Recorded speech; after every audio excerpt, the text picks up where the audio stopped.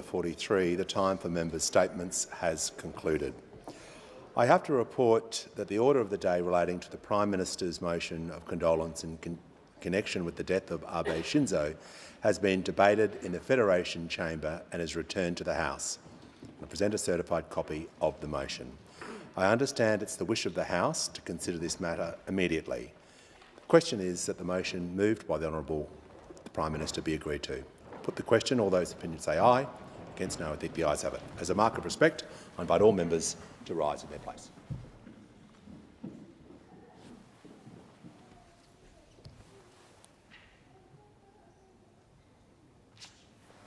I thank the House. And I give the call to the Prime Minister. Thanks, Mr Speaker. I move that the House record its deep regret at the death on 30 March 2022 of the Honourable Mr Robert James Bob Brown AM, a former Minister and member of this House for the divisions of Hunter and Charlton between 18 October 1980 and 31 August 1998, and place on record its appreciation for his long service as a member of this House and as a minister, and express its deep sympathy to Mr Brown's family. Mr Speaker, Bob Brown's first couple of attempts to get into federal parliament did not meet with success, but identified by Gough Whitlam as a future great asset to the party, Bob kept going and going. Indeed, some of his weekends of campaigning were bookended by 700-kilometre drives to and from Deniliquin, where he worked as a commerce teacher. Their campaigning eventually paid off. By the time he retired, this son of the New South Wales coalfields had served in 3 levels of government: as Mayor and State Member for Cessnock and as Federal Member for Hunter and Charlton. Bob had what I view as a particularly solid grounding for a political life, a degree in economics from Sydney University. The economics textbooks he wrote were mainstays of the Australian curriculum for decades. According to Bob, when the free market ceases to act in the interests of the people, government has a responsibility to step in. As Minister for Land Transport and Shipping Support in the Hawke and Keating governments, Bob oversaw radical reforms such as increased seatbelt wearing and a national blood alcohol limit of 0.05 for drivers. It literally saved countless number of lives. He improved conditions in the road transport industry and he sealed the last few metres of the National Highway.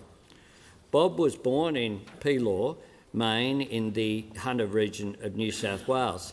His father carted timber to the coal mines, timber that held up the mine roofs under which his uncles, his cousins and his grandfathers all toiled. Bob was keenly aware of the dangerous work of miners.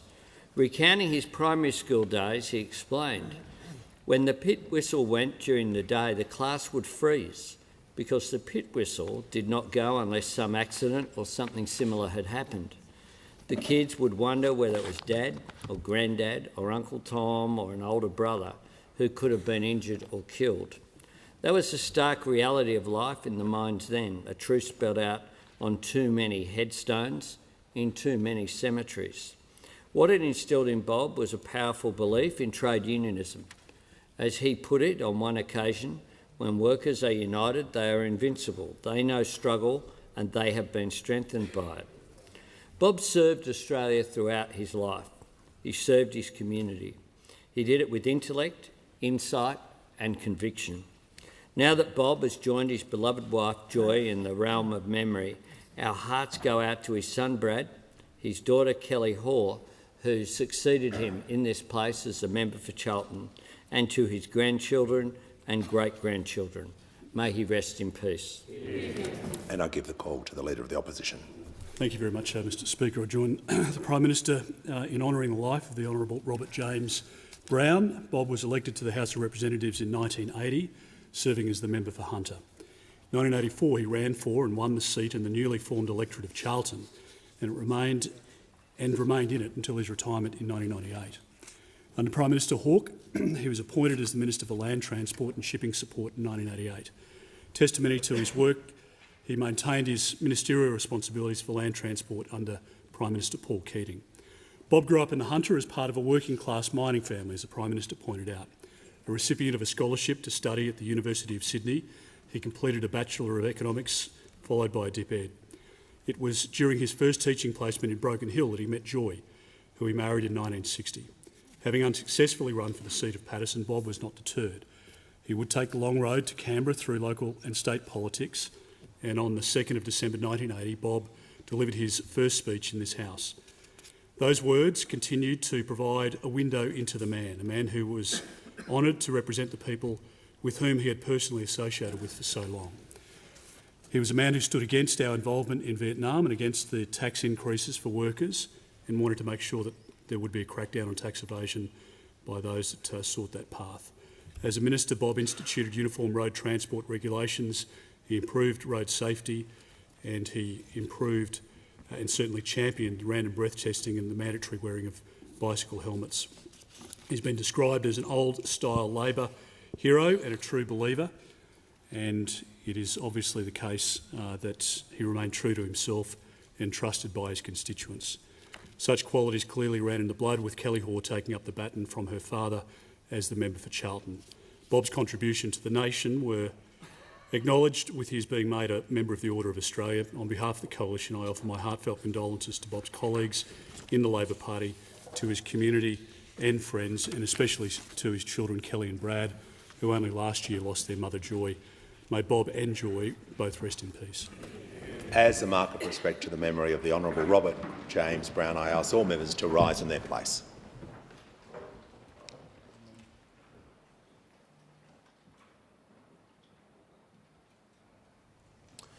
I thank the House. Call the Leader of the House. I move the debate be adjourned. The question is the debate be adjourned and that the resumption of the debate be made an order of the day for a later hour this day. I'll put the question. All those opinions say aye. Against no, I think the ayes have it. I call the Leader of the House. I ask leave of the House to refer the matter to the Federation Chamber for further debate. Leave is granted. I call the Leader of the House. I move that the resumption of debate on the Prime Minister's motion of condolence in connection with the death of the Honourable Robert James Bob Brown be referred to the Federation Chamber. I'll put the question. All those opinions say aye. Against noes, I think the ayes have it. I inform the House of the deaths of John Graham Mountford and Stephen William Gibbons, former members of this House.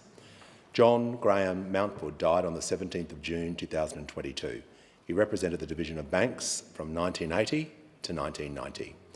Stephen William Gibbons died on the 19th of July 2022. He represented the Division of Bendigo from 1998 to 2013. As a mark of respect to the memory of the deceased, I invite all present to rise in their places.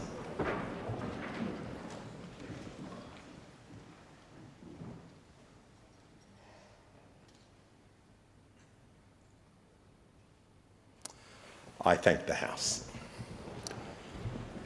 We'll move to questions. Are there any questions? And I'll give the call to the Leader of the Opposition. Thank you very much, Mr Speaker. My question is to the Prime Minister.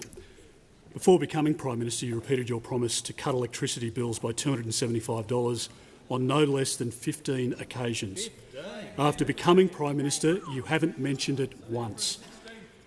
Prime Minister, you said, and I quote, "It's the job of the Prime Minister to deal with the challenges that Australia faces and not to constantly just blame someone else."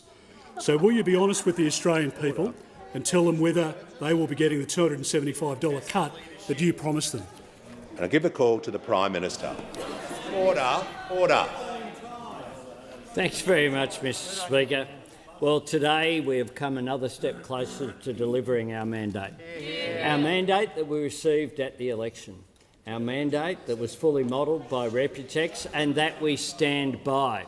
Our mandate that will see a 43% reduction in emissions by 2030. While we're doing it, we'll create 604,000 new jobs, 5 out of every 6 of them in regional Australia. Our mandate that will see the renewable sector as part of the national energy market grow to 82% by 2030. All part of our plan to go to net zero by 2050.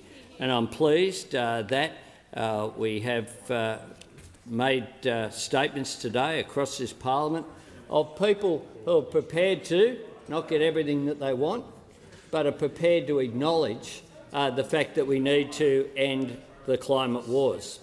Those opposite was very different, very different. The Manager of Opposition Business. Prior to the 2019 election, the then Shadow Minister said that there would be a 25% reduction in the average NEM wholesale spot price to less than $70 per megawatt hour by the end of 2021.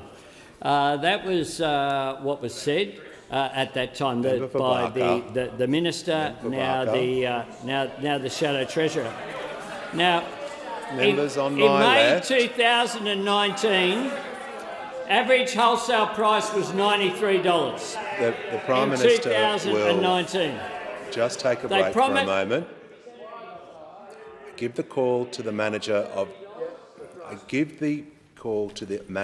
of Opposition Business. Thank you, Mr Speaker. I take a point of order on relevance. The question is very specific. Will the Australian people be getting the $275 cut you promised them?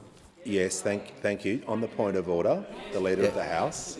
Mr Speaker, we keep being told the question is very specific and then a corner of the question is all that is read out. When, under previous speakers, it has consistently been a principle that where a question has various rhetorical comments in it, it widens the ambit of the answer. You bet it does. The question was very broad and the Prime Minister is in order. Thank you very much. I can see why they don't want to hear this, because they promised it to be $70. It was $93. And guess what it was? $341. Missed by this much. Missed by just $271.25. Member for Hume. Promised $70, delivered $341. And now they've come up with, in their opposition to the cheapest form of energy, renewables, they've come up with the most expensive of the solutions. Nuclear power. I mean, putting the member for Fairfax in charge of a review on nuclear power bears an uncanny resemblance to Mr Burns putting Homer Simpson in charge of nuclear power safety there in Springfield. It brings that...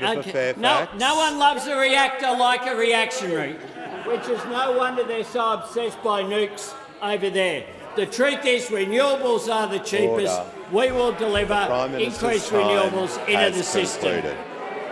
Order. The member for Barker will cease interjecting. I give the call to the member for Lingiari. Thank you, Mr Speaker. My question is to the Prime Minister. Prime Minister, how will the newly announced Defence Strategic Review ensure Australia is best prepared for the defence and security challenges we face? Give the call to the Prime Minister. I thank the member for Lingiari for her question. Australians know that we're facing the most complex strategic environment that we've encountered as a nation in over 70 years. We live in an era of strategic competition and increased tension. We will work with partners to promote peace and stability in our region, and we've already begun repairing some of the relations in the region. But we do have a capability gap in so many areas. It demands a very frank assessment of our defence capabilities and our pipeline, making sure that we can be absolutely confident that we're getting it right, that every dollar is going into the right area, that it's money that is well spent. We want to make sure that we ensure the ADF is well positioned to meet the nation's security challenges over the decade and beyond, which is why today we've announced, once again consistent with the announcement that I made in my speech on the 70th anniversary of ANZUS and consistent with my speech to the Lowy Institute prior to the election, we've announced a holistic consideration of force structure and posture, of force disposition, of preparedness, of strategy and associated investments. We've appointed the former Minister for Defence and former Minister for Foreign Affairs, Professor Stephen Smith, and the former Chief of the Defence Force, Sir Angus Houston, to be the independent leads of this, a unique blend of knowledge and experience. We want to take stock of the billions of dollars in defence programs, many of which are over budget and are delayed. There are currently 30 major defence projects running a total of 79 years late. 79 years late. We want to make sure that defence has the capability and force structure that's fit for purpose, that's affordable and delivers the greatest return on investment. The reviewers will, of course, work with the Chief of the Defence Force, Angus Campbell, and the Secretary of the Department, Greg Moriarty, and others in the Defence Force area. And we want to make sure that people get this analysis at the same time as the review is taking place into a way forward in terms of the Future Submarines program. It is important, given the relationship with AUKUS as well, that we have this solid, comprehensive review because it is in our national interest to do so, and that is why the government has made this position. Give the call to the Deputy Leader of the Opposition. My question is to the Prime Minister. Prime Minister, in the last 4 months alone, you were caught not knowing the cash rate, not knowing the unemployment rate, not knowing that Australia's borders were open, not knowing your own NDIS policy, and not knowing how to keep women safe on work sites. On my right. Prime Minister, now that you have been caught giving families... The Deputy Leader will resume her seat. I think I know where the Leader of the House is going. To assist the House and to assist the Deputy Leader of the Opposition, I'd ask her to rephrase the end part of the question to make sure it's not reflecting on... You can repeat the question as long as it does not reflect upon the Prime Minister. I call the Deputy Leader of the Opposition to rephrase the question. My question is to the Prime Minister. My question is to the Prime Minister. Prime Minister, in the last 4 months alone, you were caught not knowing the cash rate, not knowing the unemployment rate, not knowing that Australia's borders were open, not knowing your own NDIS policy, and prioritising the CFMEU over women's safety on work sites.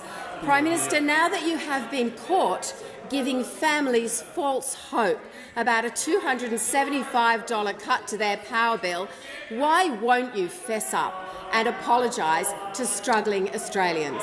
Order. Order. Members on my left, and I'll call the Prime Minister. Order. I thank the Deputy Leader for her question, which goes to what's occurred over the last 4 months. And there's one date in particular sticks in my mind over the last 4 months, and it's the 21st of May 2022. On the 21st of May 2022, 77 members of the Australian Labor Party were elected to the House of Representatives.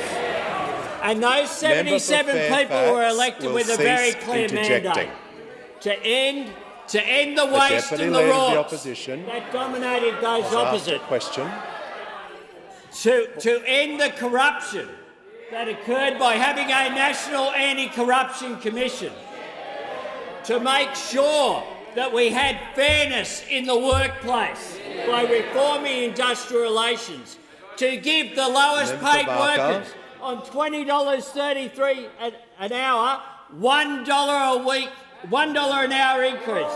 Something that they said would ruin the economy. On my left. We were elected with a mandate for increased investment in public housing through our Housing Australia Future Fund. Prime Minister will just take a break. The Deputy Leader of the Opposition. Point of order, Mr Speaker. Why is there all this shouting in a family-friendly parliament? Order. The member will resume her seat. That is the second time in a row that she has done that. I warned her specifically yesterday about taking points of order during question time to disrupt question. I want to be very clear on this. She is right down to the wire in terms of pushing me at the moment. to ensure that we keep question time flowing. I can't be clearer than that. I call the Prime Minister. I was asked, Mr Speaker, about the last 4 months, and I'm going through the last 4 months, which I must say I've had worse 4 months. I've got to say that, Mr Speaker, because in the last 4 months, what we've also done, isn't it, is advance the interests of the Australian people who have wanted action on climate change. Interjecting. Who have wanted action on climate change, with a 43% reduction by 2030, where the legislation will be carried. Moving forward the debate about climate change, working with business, working with unions, working with civil society. And that's why, as well, we've convened the Jobs and Skills Summit that will occur, as well, within 4 months of that election on May 21st.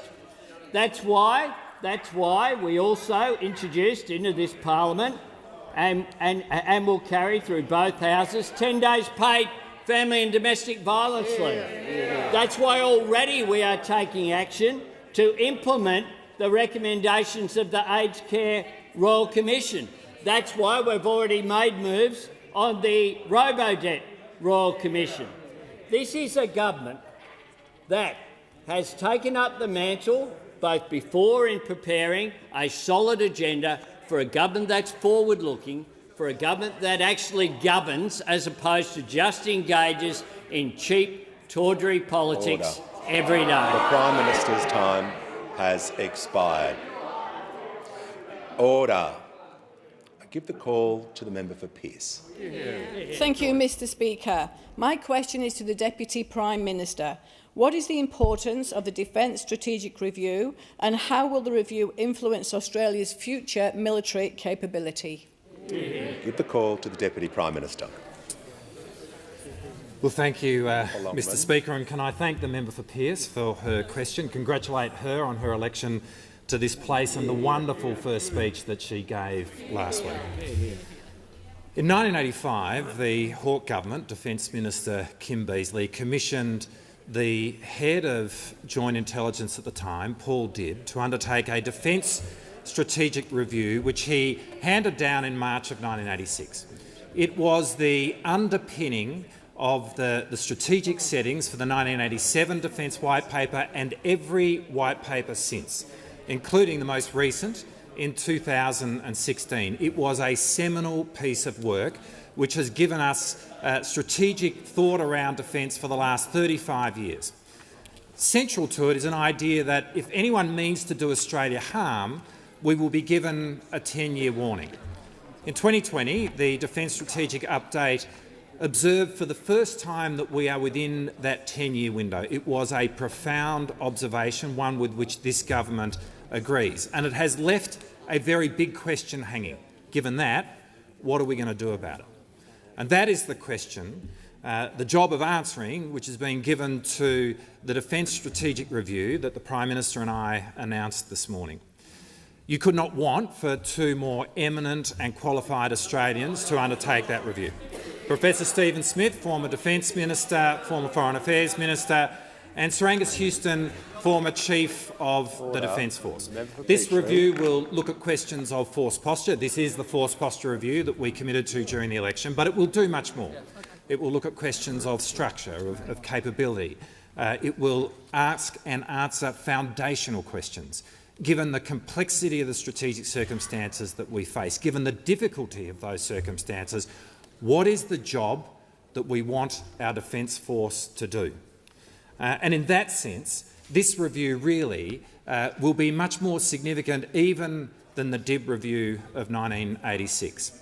We've asked Sir Angus and Professor Smith to report in the first part of next year. In that sense, this will happen concurrently with the body of work which is being undertaken with the United States and the United Kingdom under the banner of AUKUS to provide Australia with a nuclear-powered submarine capability.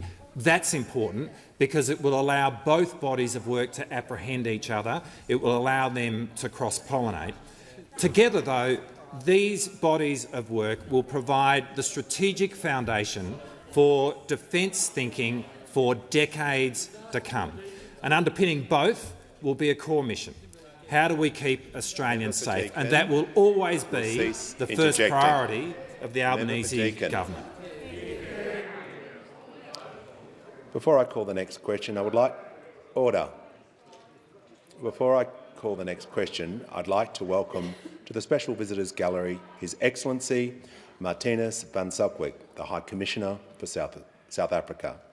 I'd also like to extend a warm welcome to the Honourable Mr Guy Barnett, Minister for State Development, Construction and Housing. On behalf of the House, I extend to both of you a warm welcome.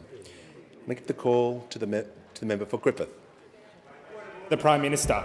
Prime Minister, you often speak about the role of public housing in your life. Order. The member for Griffith will resume his seat. The member for Cowper. Mr Speaker, I draw your attention to the state of undress of the member. Resume your seat. Resume your seat. There's not a point of order. Resume your seat. Order. Order.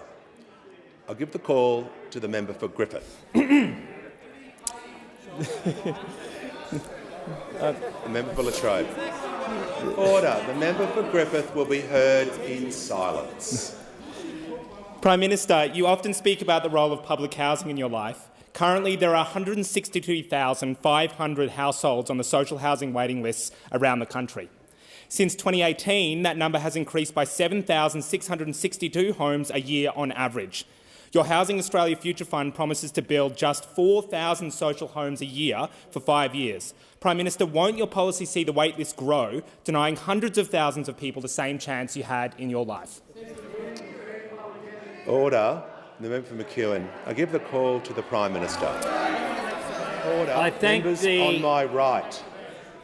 I thank the member for Griffith for his question, and I congratulate him on his election to this House.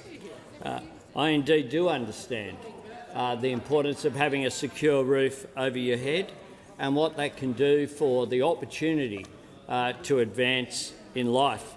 I know it because I have lived it. And that is one of the reasons why we went to the election with a substantial program, our Housing Australia Future Fund, a $10 billion fund, the returns of which will be used to build around 30,000 social and affordable houses over the next 5 years. But we won't just do that. We'll also establish a National Housing Supply and Affordability Council that will work with state and local government, importantly, to deliver increased housing, be it social housing or affordable housing, particularly through community housing organisations. And I know that the member's political party has substantial representation in local government. And what I'd encourage him to do is to actually encourage the Greens political party to back affordable housing rather than just oppose it. Because in my local area, when there have been programs in Marrickville, they've been opposed. The sort of inclusive programs whereby councils can work with developers to get increased numbers of social housing units in return for an increase in size, but one which then delivers that mix that you need as well. Because one of the things that we've learnt as well over the years and various research has shown is that when we look at increases in social housing, we need to make sure that we don't create pockets whereby there are areas where people grow up where people don't know and don't have role models for people who work, where you have a mix of incomes. And part of my vision for the country is one whereby you won't know what income people have by just looking at their postcode. So I'm quite happy to work with the member on this issue and to work across the parliament, because it is very important that we do that. This is an issue that I've raised with state and territory governments. We have the next meeting of the National Cabinet tomorrow morning, and we will continue to work constructively. We know that pressures are on, particularly renters at the moment, and we want to look at ways in which we can improve housing affordability across the board. We have also a Help to Buy scheme, a regional first home buyer support scheme and other programs as well. and I'd be pleased to work constructively with the... I give the call to the member for Fremantle. Thank you, Speaker, and my question is to the Prime Minister. How will the Albanese Labor government's Powering Australia climate and energy plan change government policy from the last decade in order to create jobs, cut emissions and shape our future? I give the call to the Prime Minister. I thank the member for Fremantle for his question, and I thank him for his long-term commitment in advancing action on climate change and the environment. Our Powering Australia plan we released in December last year. It is the most comprehensive plan ever put forward on these issues by an opposition, and indeed was more comprehensive than any plan put forward by the former government over the previous 10 years.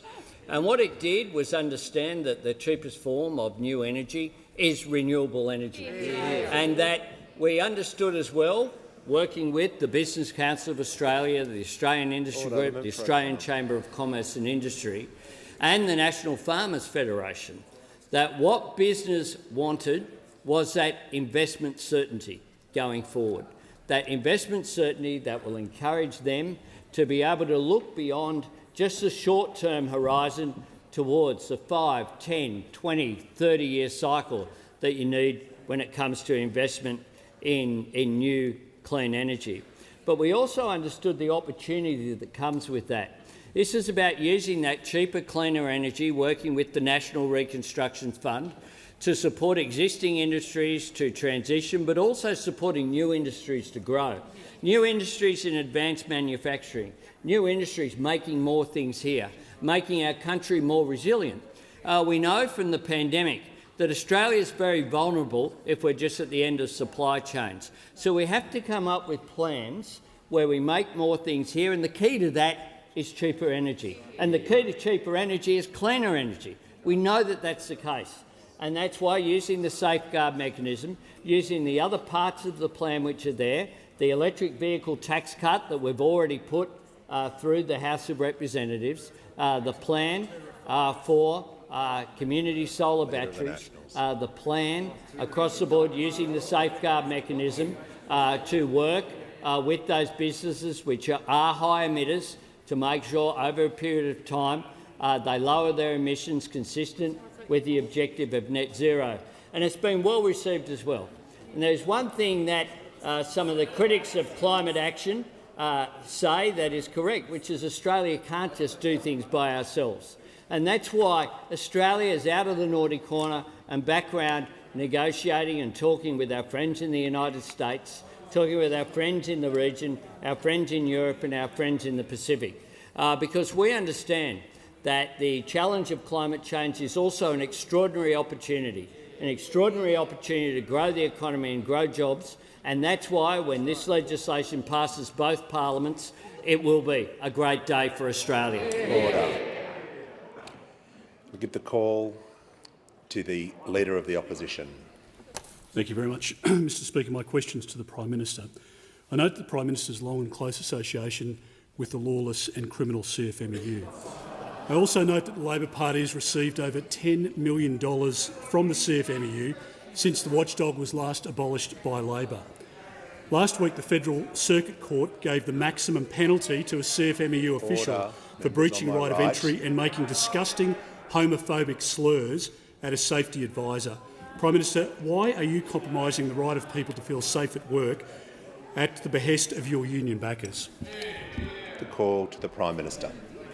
Thanks very much, Mr Speaker. I'm asked about the ABCC and why my government supports abolishing the ABCC. Leader of the Opposition. And I'm also asked about donations in the construction sector. Well, let me tell you a little story about donations in the construction sector of Hanson Proprietary Limited, which donated at least $175,000 to the Liberal Party since 2014.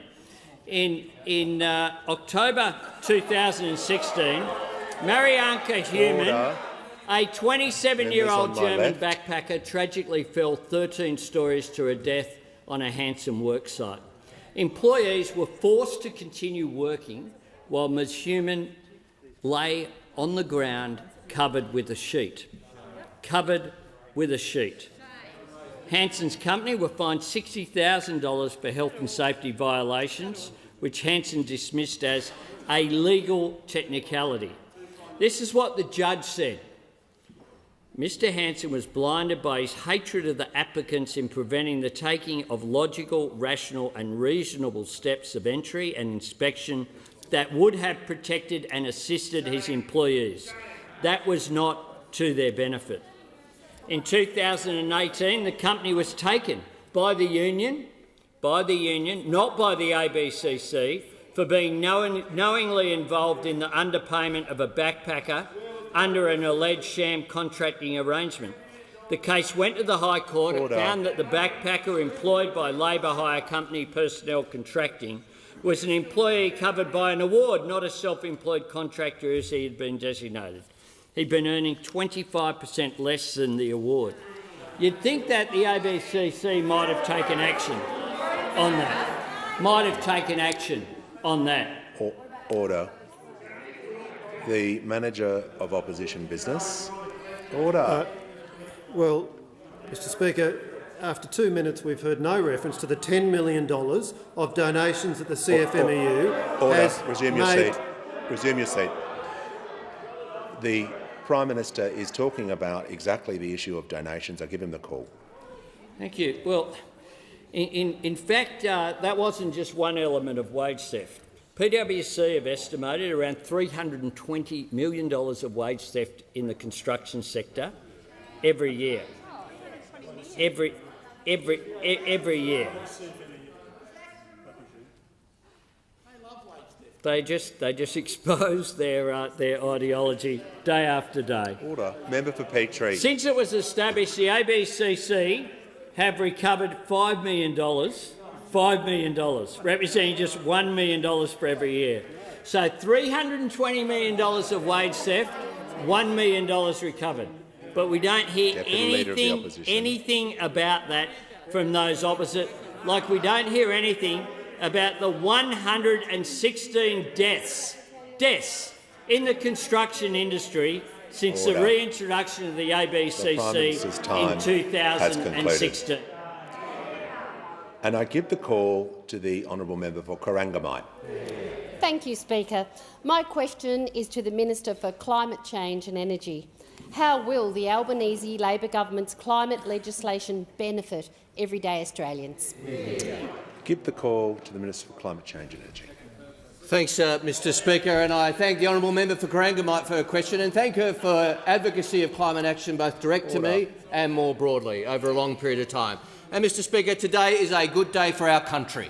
It's a good day for our parliament, it's a good day for our economy and it's a good day for our future, because today it's become clear that the Albanese government's climate bill will pass both houses of parliament. For a decade, Mr Speaker, the Australian people have watched this parliament and shaken their head in frustration at the lack of action on climate change, and today we say no more. Today the Australian parliament says we have a government that gets it and a parliament that gets it, and today parliamentarians of goodwill and good faith have come together to do something good for our country. And the member for Corangamite asked what this means for everyday Australians, and what it means is investment. It means investment in the cheapest form of energy, in job-creating energy. And I recognise that not everybody gets it, but enough people in this parliament get it to make this a reality, Mr Speaker. And my message, I have a particular message, Mr Speaker, for the people of regional Australia who powered Australia for so long. The people of the Hunter Valley, the people of the Illawarra, the people of the Pilbara, the people of Collibundry, the people of Portland and the Latrobe Valley. Workers there have powered Australia for so long, giving us the energy we need for our economy, and they will continue to do so as we turn Australia into a renewable energy powerhouse, as we turn Australia into a renewable export economy, creating good jobs for the future. That's what the Albanese government will do. We've said consistently, sure, this legislation is not essential for our agenda. Sure, we can get on with the things that we want to do, but this legislation is vital for investment. You would have thought the so-called Party of Free Enterprise would like investment in energy generation, Mr. Speaker. You would have thought the so-called Party of Certainty for Business would like a certain investment framework. But this party, which gave Australia 22 energy policies over a decade and couldn't land one, doesn't want to land another one now, even from opposition. Order. The Mr. Speaker, Minister will just order. Take a break, and I'll hear from the Manager of Opposition Business. Well, Mr. Speaker, you've been very clear in your rulings. The question does not contain any reference to past policies. Resume your seat. You need to stand and say what you're raising the point of order on. So resume your seat, and I give the call to the Minister for Climate Energy. Thank you very much, Mr. Speaker. This government will get on with the job we're elected to do. We will work with this parliament to create the certainty and the framework so that we can invest in renewable energy, so that jobs can be created right across our country and we can be the renewable energy powerhouse this nation has the potential to be, has been trying to be for a decade and has been held back and will be held back no more after today. Order. I take the Leader of the House. Just so that I don't interrupt the flow of questions, I thought I'd do it before the question was asked. I refer to page 514 of practice, where there's an expectation in the parliament that if we use the term you, we're actually referring to the Speaker. And I've noticed, particularly today, it's constantly in questions instead of members being referred to by their title. And I'd simply ask that we continue to enforce the rule the way we previously had. I thank the Leader. I remind all members, particularly new members and some existing members, that it is not acceptable to say you when speaking. All remarks must be directed through myself as the Chair. And I give the call to the member for Forrest. Thank you, Mr. Speaker. My question is to the Prime Minister. On the day the construction watchdog was giving evidence against the CFMEU officials accused of sexualising, demeaning and humiliating a female labourer and abusing, threatening and elbowing a female health and safety inspector, the CFMEU donated $65,000 to Labor's federal campaign. Prime Minister, you said it's time to change the culture. That means too many women aren't safe at work. Why are you, Prime Minister, compromising this principle to protect the CFMEU thugs? Order. I ask the member to resume her seat. About 40 seconds ago, I said not to do exactly what you said, so I will be— the first time I've had the member for Forrest as a question, I'll ask her to rephrase the question and not use that terminology. I call the member for Forrest. Start the clock. Thank you, Mr. Speaker. My question is to the Prime Minister. On the day the construction watchdog was giving evidence against CFMEU officials accused of sexualising, demeaning and humiliating a female labourer and abusing, threatening and elbowing a female health and safety inspector, the CFMEU donated $65,000 to Labor's federal campaign. Prime Minister, it's time to change the culture that means too many women aren't safe at work. Why are you compromising this principle to protect the CFMEU thugs? Order. Unfortunately, there was no question in there. It's a wise lesson for everyone when you're drafting questions to make sure that principle is adhered to. I give the call to the member for Spence. Thank you, Mr. Speaker. My question is to the Treasurer. What were the findings of the Productivity Commission's interim report released today, and why is meaningful action on climate change such an important economic reform? I give the call to the Treasurer. Thanks very much, Speaker, and I thank the member for Spence for his important question. Today, the Australian Parliament reflects the will of an Australian people who want to see meaningful action on climate change, who want to move beyond that toxic combination of ideology and idiocy which has characterised the last decade of climate policy from those opposite.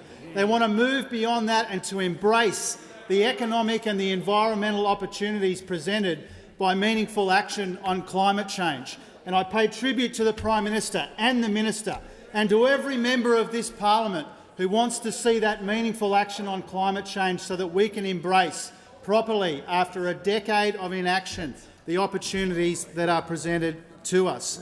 A better future relies on a more productive economy powered by cleaner and cheaper and more reliable energy. and a wasted decade on energy policy and a wasted decade of flatlining productivity has come with serious costs and consequences for the Australian people. The Productivity Commission report out today shows that the last decade's productivity growth has been the slowest in more than half a century.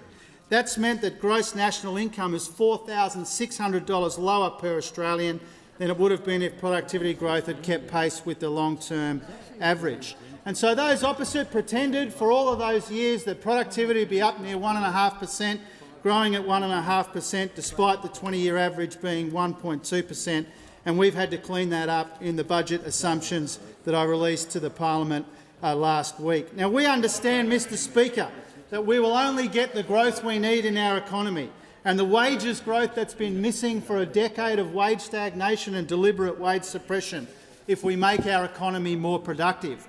That's the focus of the Jobs Summit, and that's the focus of our economic plan. Skills, childcare reform, investing in key industries and supply chains, and doing something meaningful and ambitious about cleaner and cheaper and reliable energy. This is a crucial economic reform. It's why today is so important to the future of our economy, because cleaner and cheaper energy is about jobs, it's about investment certainty, it's about creating new industries and leveraging our traditional economic strengths. And for too long, as the climate wars raged in this country, these opportunities have gone begging, and it's made our economy weaker and it's made Australians poorer at the same time. For too long, investors and employers and businesses have been denied the policy certainty and vision that they've needed to make their investments in the future. That's why the business community is lining up to support our government's Powering Australia plan. It's why Australians lined up on election day to make their views known as well. And it's why, after a decade of dithering and delay and denial, we will move beyond the ideology and idiocy of those opposite, and we will get this done. Expired. I give the call to the Shadow Treasurer. Thank you, Mr Speaker. My question is to the Treasurer. Can the Treasurer name a single new initiative announced since coming to government that will address the rising cost of living pressures facing Australian households and businesses? And I give the call to the Treasurer. Well, thank you very much, Mr Speaker, for the call. Thank you to the member for Hume for the question. But most of all, Mr Speaker, from the very bottom of my heart, can I thank whoever thought it was a good idea to get Angus to ask a question about the cost of living. Now, the member for Hume is very chirpy now, Mr Speaker, about the cost of living, but when the Australian people really needed him to speak up about that 20% increase in electricity prices that he intervened to keep quiet about during the election, he was absolutely nowhere to be found. And the same as with the captain's call made by the Leader of the Opposition.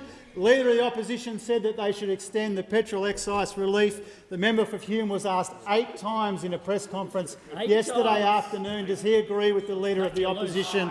And he couldn't do it. He couldn't do it, Mr Speaker. Now, we have been consistent right throughout this conversation. We have said that our priority on the cost of living is to implement the commitments that we took to the election, that the Prime Minister and everyone on this side of the House took to the election. And those commitments are around making childcare cheaper and more affordable for more people. Our commitments... I'll just allow the Treasurer to resume his seat for a moment. Order. Order. The question... Order. The question was about initiatives. The Treasurer was talking about initiatives. I'll call the member for Hume. The point of order is relevance, Mr Speaker. Resume your seat. Resume your seat. Resume your seat. I'll call the Treasurer. I'll call the Treasurer. Yeah, thanks very much, Mr Speaker. The budget in October will contain a range of new initiatives which we took to the election and won the support of the Australian people for. Cheaper childcare, cheaper medicines, a wages policy to get wages growing again in this country after a decade of deliberate wage suppression and deliberate wage stagnation that those opposite chased when it came to their economic policies. And so what we've said all along is when you inherit a budget which is absolutely heaving with $1 trillion in Liberal Party debt, you've got to work out what your priorities are. And our priorities are childcare and skills and the cost of medicine and getting wages growing again, investing in the energies of the future, cleaner and cheaper, more reliable energy, all of the issues that we took to the election and won a mandate for. In many ways, the reason why we're on this side of the House and you, thankfully, are on that side of the House. So we've been consistent all along. Now, when it comes to the cost of living, Mr Speaker, you cannot take those opposite seriously. This is the party that called for fiscal responsibility at the same time as they said we should shovel billions more out the door. This is the party that demands an invite to a job summit they want cancelled. This is the party, if you're to believe the wise words of the Financial Review, this is the party that got John Howard in to teach them about the future. You cannot believe a word that those opposites say about the cost of living. When it comes to the member for Hume in particular, when it comes to the cost of living, he should be ashamed of himself. Order. Order. The member for Hume will cease interjecting. We'll have silence before we hear the next question. The Minister for Industry is not helping. I give the call to the member for Moreton. Thank you, Speaker. My question is to the Minister for Climate Change and Energy. What actions are the Albanese Labor government taking to set Australia's energy network up for the future? What options has the government rejected? I give the call to the Minister for Climate and Energy. Thanks, Mr Speaker, and I thank the honourable member for the question, and we are taking action. For example, the climate bill, which will pass both houses of parliament, has been estimated by the Investor Group on Climate Change to unleash up to $131 billion of investment in our energy system, Mr Speaker. We're getting on with the job of modernising our energy grid and rewiring the nation to get the electricity, the renewable energy, from where it's produced to where it's consumed, creating thousands of jobs as we do so. We're getting on with the job of 400 community batteries across our country, of solar banks across our country, and creating 10,000 new energy apprentices, which we'll be saying more about in coming months, to give Australians, young Australians in particular, the skills to take advantage of the renewable energy revolution. Because we believe on this side of the House, Mr Speaker, in some fundamental premises, mainly that the best form of new energy is the cleanest and cheapest. It happens to be the case that the best form of energy is clean energy, and that's cheap energy. And that means making some tough decisions, I have to say. We have to make some difficult choices, like rejecting the most expensive form of energy and the slowest to deploy. That's a tough decision that the government's had to take after much deliberation, to reject the slowest, most expensive form of energy available. We've got some expert advice from an organisation I know those opposite don't like, called the CSIRO, Mr Speaker. It's a scientific organisation. I recommend it to those opposite. It recently examined the cost of energy. It found the cheapest form of energy was renewables. It said, the CSIRO GenCost report, renewables remain the cheapest new build electricity generation option in Australia. Interjecting. They found the most expensive form of energy is nuclear, Mr Speaker, and also that it could not be deployed until 2030. I'm not sure how you reduce emissions between now and 2030 with a form of energy that can't be deployed until 2030. That is expensive. Firm renewables are $46 a megawatt hour. Nuclear, small modular reactor that the opposition seems to like, is up to $326 a megawatt hour, Mr Speaker. The most expensive and slowest form of energy. It's like the leader of the opposition walks into a restaurant and they say, well, you can have a meal really quickly that's really tasty and you can be delivered at once, or you can have a meal in weeks' time. That is more expensive. You ask for a nice Wagyu beef and you get a well-done Angus instead. Order. Order. The Minister for Climate Change and Energy may like his steak, but he'll also refer to members by their correct titles if he chooses to do that. I give the call to the member for Mackellar. Thank you, Mr Speaker. My question is for the Minister for Health and Aged Care. The Australian Medical Association and the Royal Australian College of General Practitioners and others have declared that climate change is a health emergency.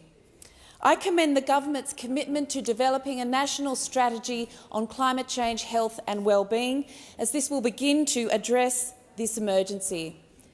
Would the minister please outline to the House the contents of the strategy and the timeline for delivery? Give the call to the Minister for Health. Well, thank you, Mr Speaker, and I thank the member for Mackellar for this really important question, because the World Health Organisation has described climate change as the greatest threat to public health in the 21st century. They estimate that between 2030 and 2050, 250,000 people every year will lose their lives as a direct result of a warming planet. And the impact, Mr Speaker, in Australia will be profound, in a continent that already pushes us right up against the limits of human tolerance. Heat-related deaths will increase. The health effects of more frequent and intense extreme weather events will grow substantially, and vector-borne disease will start to creep southward. The dengue fever exposure zone, for example, is expected to move as far south as Rockhampton by the middle of the century and as far south as northern New South Wales by the end of the century. Mr Speaker, we're already seeing this. Separate from the tragic fatalities caused by the Black Saturday bushfires more than a decade ago, that heatwave in Victoria caused 374 heat-related deaths, as well as a 700% increase in cardiac call-outs to the Victorian Ambulance Service. And like so much in this policy area, Australia lags the rest of the world in climate and health after 9 long years of denial and inaction. But, Mr Speaker, that will change under this government. The first and the most important step, obviously, is to take real action on climate change. And I congratulate my friend and colleague, the Minister for Climate Change and Energy, for the bill that he's brought before this House and for the constructive engagement by the member for Mackellar. On this side, though, we know that good climate policy is good public health policy. Renewable energy is not just good for the climate, it also removes dangerous particulate pollution from the atmosphere and improves public health, as do electric vehicles. I've already commissioned advice from my department about the implementation of the election commitment to which the member for Mackellar refers, and I've already had an early discussion with state and territory health ministers about how we can work together, Labor and Liberal alike, to reduce emissions from the health sector, as well as improving its capability to deal with the risks and the opportunities that come with climate change. Mr Speaker, the legislation before the House today is an important first step in ending 9 long years of denial and inaction. But alongside sectors like manufacturing and transport, energy, agriculture and mining, the health sector also needs a focused plan to deal with climate change, and we are getting on with the job of making that plan. I give the call to the member for Bendigo. Thank you, Speaker. My question is to the Minister for Regional Development. How is the Albanese Labor government maximising job opportunities in regional Australia through its Powering Australia plan? Give the call to the Minister for Regional Development, Local Government and Territories. Thank you, and I want to thank the member for Bendigo for her question and congratulate her on her re-election, another amazing region in our nation. Mr Speaker, it's clear that only an Albanese Labor government is committed to taking ambitious action on climate change. Through our Powering Australia plan, we will deliver more jobs to regional Australia, which is close to my heart and should be a passion for everyone across this chamber. 5 out of 6 of every job created through our Powering Australia plan will be in the regions. In my home of Eden Monero, we see every type of renewable energy you can think of. It does wonderful things for our regions. It creates an economic boost. It brings jobs and technology into our regions. And we know that the benefits are going to be duplicated right across this country. Our plan ensures that there will be a clean energy industry right across this nation, that we will prioritise the decarbonisation of existing industries. Our plan will prioritise investment and growth in the regions, which have long been Australia's energy engine room. We are providing certainty to business and industry, most importantly, certainty that hasn't existed for business and industry under the decade of those opposite when they were in government. We want to harness the partnership with our communities and with local government because we know that there will be growth opportunities that will come from maximising renewable energy in our regions. Regional Australia will continue to power our nation. It will continue to provide a stream of exports into the future because we know here that our climate emergency is regional Australia's jobs opportunity. It's part of our government's pledge to reduce carbon emissions by 43% by 2030 and getting to net zero by 2050. This side of the House takes seriously the need to reduce carbon emissions. This side of the House takes seriously the need to take action on climate change, and this side of the House takes seriously the need to boost and grow jobs in regional Australia. Yeah. And I give the call to the member for Fairfax. Members on my right. Thank you, Mr Speaker. My question goes to the Minister for Climate Change and Energy, and I refer to the fact that the Leader of the Greens has been successful in changing the government's emissions legislation to stop government agencies investing in gas projects. Given the minister has joined with the Leader of the Greens previously in questioning the importance of gas, can he guarantee his support for the Beetaloo Basin project and other important gas projects? What will be the cost to the economy and jobs of this concession to the Greens? I give the call to the Minister for Climate Change and Energy. Well, thanks, Mr Speaker. If the opposition had wanted to engage in conversation with the government, they could have, instead of just opposing the bill. But what we have done is put the climate targets in as an object and function of a range of government organisations. If you're not in favour of targets, you don't require government organisations to work with them as their objects. Order. Order. Members on my left will remain silent so I can hear the question. Order. Give the call to the member for Holt. Thank you, Mr Speaker. My question is to the Minister for Veterans Affairs and Defence Personnel. What is the Albanese Labor government doing to support the well-being of defence personnel, veterans and their families? Give the call to the Minister for Veterans Affairs. Thank you, Mr Speaker, and can I congratulate you on your appointment to your esteemed role and its importance to our Australian democracy. And I thank the member for Holt for her question on this very important issue, and I congratulate her on her election to this place. The Albanese Labor government is committed to improving and adapting to the needs of currently serving defence personnel, veterans and their families. The Australian community has a clear expectation that veterans and their families are well looked after, and we are committed to delivering a package of practical supports, measures that will improve the welfare and well-being of veterans and families.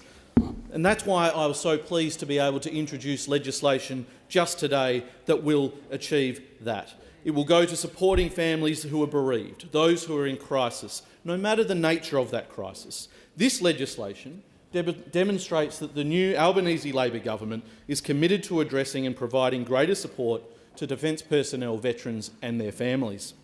On the services front, we will develop 10 new veterans and families hubs that will bring services together in communities where veterans actually live, making them accessible, tailoring them to the needs of the veterans in those communities. And in this week, Homelessness Week, I'm very happy to say that the Albanese Labor government has committed $30 million towards addressing veterans' homelessness, making sure that we're addressing the unique needs for our veterans facing homelessness or at risk of homelessness and providing the services that they need to address that. We are, of course, committed to making sure that veterans can get a job, because we know that is a clear pathway to success back into the civilian life for veterans and their families. And our Veterans Employment Program is not just about connecting veterans to jobs, but making sure that employers know the great benefit that a veteran can provide to them and to their business. And right now, we have the Royal Commission going on into defence and veteran suicide. Defence and veteran suicide is a national tragedy. We listened to the families of veterans and defence personnel who have taken their lives in supporting the call for this Royal Commission to be established. And I look forward to receiving the interim report from that Royal Commission when it is handed down next week. And I also look forward to meeting with my state and territory veteran minister counterparts in the coming weeks so that we can work together with them to make sure that across the country we are delivering a better future for our veterans. And I give the call to the member for Calais. Thank you, Mr Speaker. My question is to the Minister for Health and Aged Care. Why has the government changed the distribution priority area classification for rural doctor shortages to now include outer metropolitan areas in a move that the Rural Doctors Association of Australia warns will wreak havoc in the bush and also that it could cost lives of rural and remote patients? Why is the government putting the lives of rural Australians at risk? Order. I give the call to the Minister for Health and Aged Care. More doctors in the regions. Did you really just ask that? Well, thank you, Mr Speaker, and I'm delighted to take a question on what this government is doing to make it easier to see a doctor. Because I tell you, the position we inherited from those offered, which is that it has never been harder, never more expensive to see a doctor than it became under this government, after 9 long years of cuts and neglect to Medicare. Now, Mr Speaker, let me just run through for context what exactly led to the decisions I've been asked about.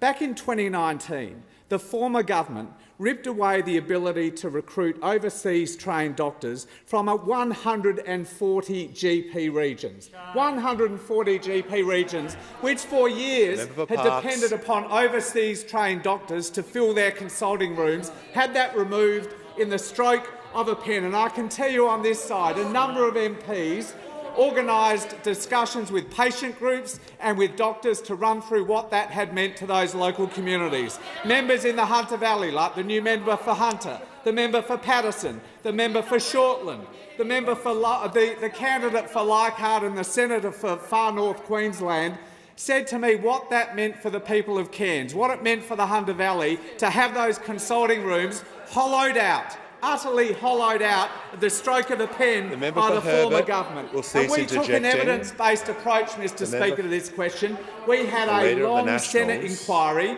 that took evidence from patient groups, from doctors' groups, from local communities about what exactly that had meant for people wanting to go in and see a GP. It lifted the lid on the impact of that decision by the Morrison government back in 2019. Now, the former government had pretended that recruiting a doctor in the Hunter Valley was the same as recruiting a doctor in Mossman. They'd pretended that recruiting a doctor on the Central Coast was the same as recruiting a doctor on the North Shore. But after 3 years of their experiment ripping out from regional Australia the ability to recruit those GPs, the Minister for Health will take a break, and I call the Manager of Opposition Business. Point of order is on relevance. The question asked specifically about the Rural Doctors Association of Australia warning that this will wreak havoc in the bush. The question also asked about the changes to the distribution priority areas and the classification for rural doctors. The Minister is in order, and I give him the call.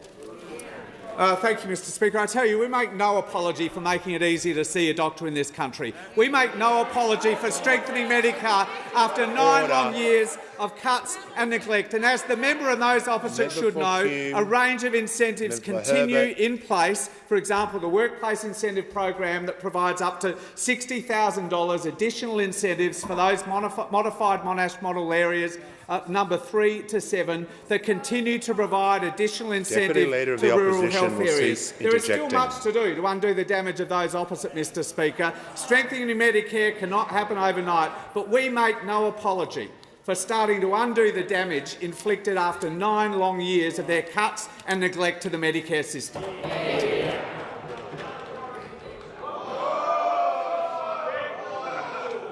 Order.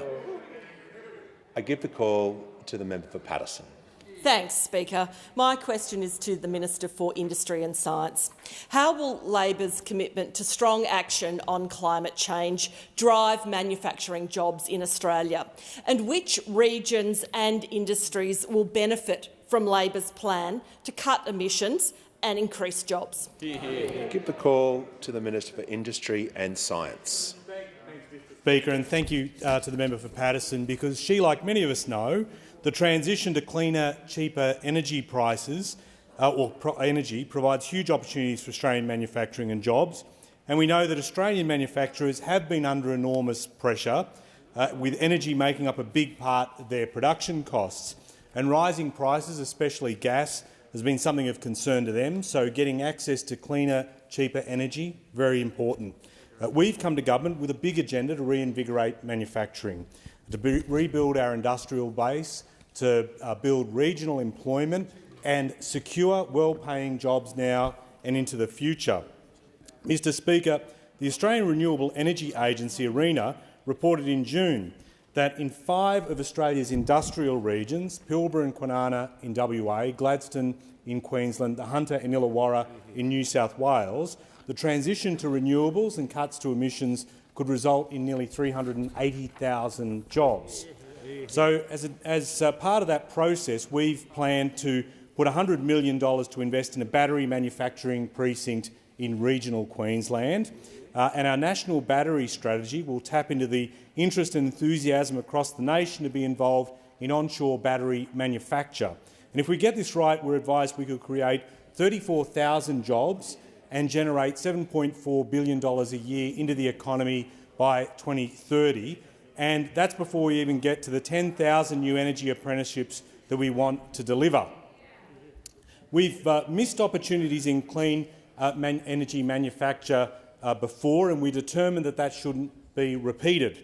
Labor's got plans to deliver a capacity for renewables manufacturing through our National Reconstruction Fund. We've set aside $1 billion for value-adding in resources that will ensure that we transform the minerals we're extracting into the high-value products that the global economy will need in the future. Frankly, if we mine it here, we should make it here.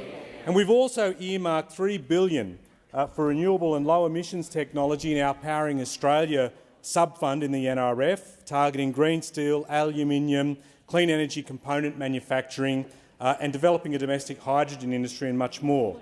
Mr Speaker, our Rewiring the Nation plan also been noticed. Acciona, one of Europe's biggest renewable energy companies, last month announced a $26 billion investment in the Australian renewable energy sector. Their CEO, Jose Manuel Encarnaciones, explicitly stating that the election of our government was a reason for this investment, saying the Labor policy to put $20 billion into the electricity transmission grid was essential to their plan. We are determined to produce cheaper, cleaner energy and create the jobs required into the future. And I give the call to the Prime Minister. Thanks, Mr Speaker. I ask that further questions be placed on the notice paper. I just want to report to the House. You may resume your seat. Order.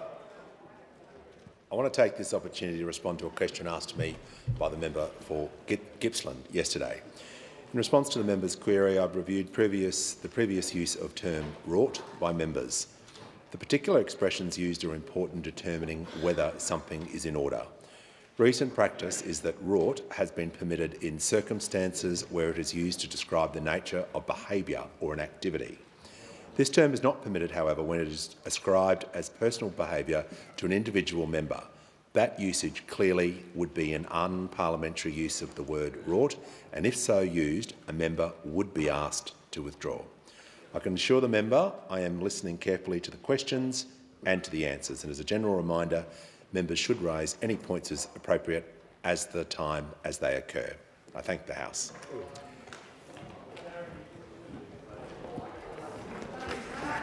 Order. And I call the Leader of the House. Speaker, documents are tabled in accordance with the list circulated to honourable members earlier today.